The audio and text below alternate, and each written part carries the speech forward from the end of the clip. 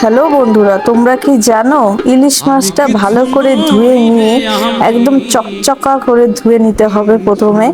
তারপরে তার মধ্যে একটুখানি হলুদ গুঁড়া দিয়ে আর একটুখানি লবণ দিয়ে, পরিমাণ মতো হলুদটা দিবে, তারপরে পরিমাণ মতো লবণটা দিবে। মাছটা ভাজতে যতটুকু লবণ লাগে ততটুকু লবণ দিতে হবে মাছটার মধ্যে।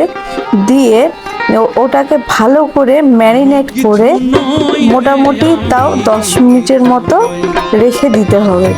লবণটা আমি এখানে অল্পই ব্যবহার করছি, কারণ ঝোলে যেহেতু লবণ থাকবে, মাছে লবণ বেশি থাকলে তখন মাছটা লবণ কাটা লাগে। তো তার জন্য দেখো আমি সুন্দর করে পরিমাণ মতো লবণ আর হলুদ দিয়ে মাছটাকে ম্যারিনেট করে 10 মিনিটের জন্য ঢাকা দিয়ে রেখে দিচ্ছি। আর এখানে জল গরম করতে বসিয়েছি। তোমরা হয়তো ভাবছো জল গরমের সাথে ইলিশ মাছের কি সম্পর্ক। বলছি ধৈর্য ধরো, সব বলছি। এখানে সাদা সর্ষা 1 চা চামচ, কালো সর্ষা 1 চা চামচ আর পোস্ত 1 চা চামচ নিতে হবে পরিমাণ মতো। একদম বেশি নেওয়া যাবে না, কারণ এটা দই ইলিশ হবে। তো তার জন্য দেখো এখানে একটুখানি জল দিচ্ছি, সেই গরম জলটা, যেই গরম জলটা আমি করেছিলাম সেই গরম জলটা দিয়ে এটা মোটামুটি 5 মিনিট ভিজিয়ে রাখতে হবে। আর এখানে দেখো দইটা নিয়ে নিয়েছি, এই যে টক দইটা একটু বেশি পরিমাণ নিতে হবে, যেহেতু দই ইলিশ। এটাকে প্রথমে ভালো করে ফেটিয়ে নিয়ে আবার একটু চিনি দিয়ে আবার একটু ফেটিয়ে নিয়েছি। দেখো খুব সুন্দর করে ফেটানো হয়ে গেছে। এবার এখানে মিক্সিং বলে ওই যে 5 মিনিট ভিজিয়ে রেখেছিলাম ওই সর্ষে পোস্তটা দিয়ে আর একটুখানি কাঁচা লঙ্কা দিয়ে এটাকে খুব সুন্দর করে এরকম করে পেস্ট করে নিতে হবে। দেখো কত সুন্দর পেস্ট হয়েছে।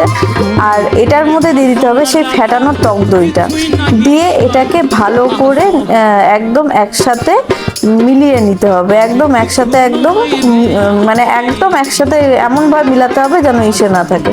তো তারপরে এখানে একটুখানি দেখো হলুদ দিয়ে দিলাম, অল্প একটু, একদম অল্প একটু হলুদ দিয়ে দিলাম। এই রান্নাটাতে বেশি হলুদ লাগে না, অল্প হলুদ হলেই সেটাই যথেষ্ট। আর দেখো এখানে পরিমাণ মতো লবণ দিয়ে দিলাম। লবণটা একবার হলো না, আমি আর একটু দিলাম, কারণ একটু কম হয়েছিল। ভাতে আমরা কাঁচা লবণ খাই না, তাই ঝোলে একটু লবণটা বেশি দিলে তো ভাতে লবণটা লাগে না, বেশ হেলদি হয়। তো যাই হোক, এখানে দেখো আমার ম্যারিনেট করা হয়ে গেছে।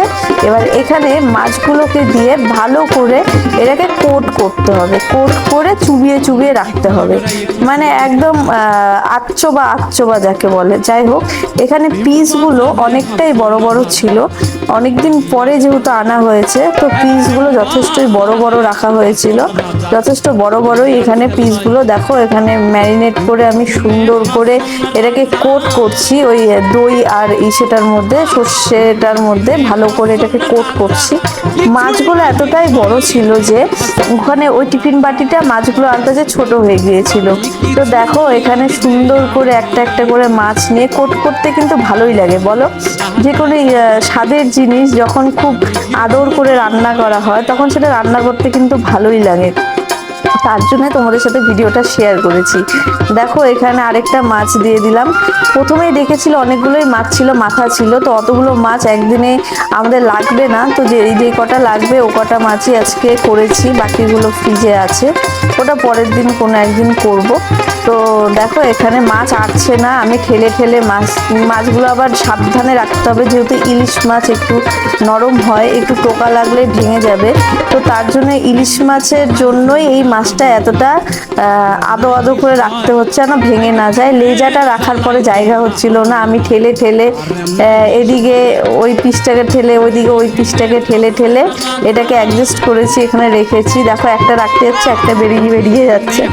তো এইভাবেই এটাকে ভালো করে কোট করে সুন্দর করে এটাকে চুবিয়ে রাখলাম। এবার দেখো এটার মধ্যে পরিমাণ মতো সরষের তেল দিয়ে দিতে হবে, একদম কাঁচা সরষের তেল, ঝাঁঝালো, বাঙালির প্রিয় ঝাঁঝালো সরষের তেল এখানে দিয়ে দিতে হবে। তারপরে দিয়ে দিতে হবে এখানে বেশ কয়েকটা কাঁচা লঙ্কা, কারণ কাঁচা লঙ্কা এই রেসিপিতে চাবিয়ে ভাতের সাথে খেতে একদম দারুণ লাগে, রসগোল্লার মতো লাগে, দারুণ লাগে। তো যাই হোক, এখানে দেখো কড়াইয়ের মধ্যে আমি জল দিয়ে নিলাম, পরিমাণ মতো জল দিয়ে এখানে একটা স্ট্যান্ড বসিয়ে নিলাম, বসে টিফিন বাটিটা এটার উপরে বসিয়ে দিলাম। এটা মোটামুটি মিডিয়াম টু লো ফ্লেমে 20 মিনিট এটা কুক হতে হবে, না হলে কাঁচা থেকে যাবে মাছগুলো।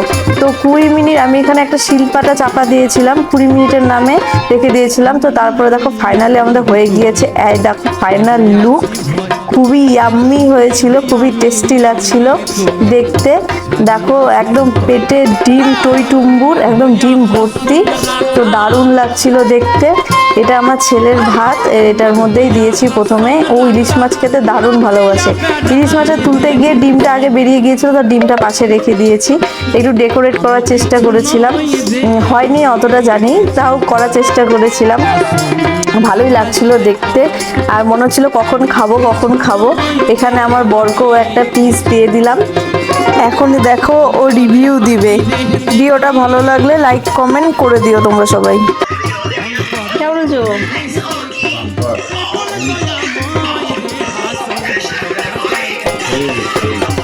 রান্নাটা কেমন হচ্ছে?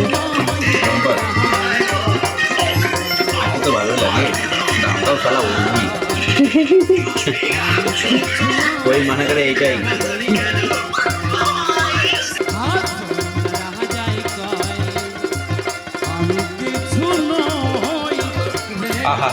রে ইলশে গুড়ি ইলিশ মাছের ডিম, ইলশে গুড়ি দিনের বেলায় হিম।